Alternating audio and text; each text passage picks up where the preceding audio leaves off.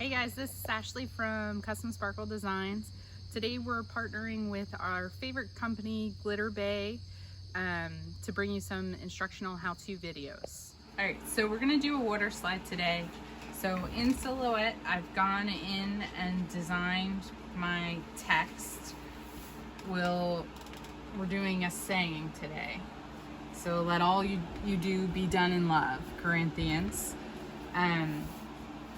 I saved it onto just a white background, and we're gonna do a water slide, a transparent water slide. So I prefer the haze transparent water slide paper. So you just plug in your printer. Sorry, we were using the heat press earlier.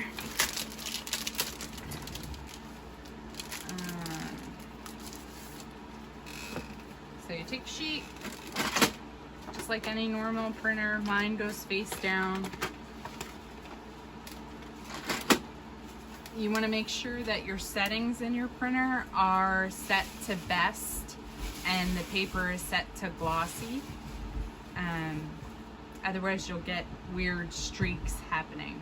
So change it to photo paper and best quality.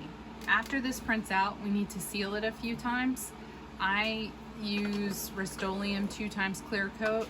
I'll spray 2 coats on it, and then I do a polyurethane coat on top of that. I know some people use Plasti Dip, which helps your water slide be able to stretch a little bit in the application.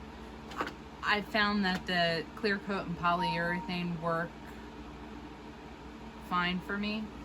So if you use the Plasti Dip, you do the clear coat 2 times, Plasti Dip, and then you want a clear coat on top. You never want to do Plasti Dip as the last layer of spray, just because the epoxy will repel from it. So this is my completed water slide. We're gonna go outside now and do our clear coat spray. These are the 2 sprays that I use. I'll do the clear coat twice. So I'll spray, let it sit for an hour, spray again, let it sit for an hour, and then do my final polyurethane coat.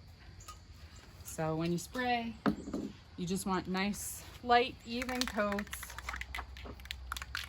And I would typically have other stuff printed. I'm not gonna waste this, so I'll use this sheet still.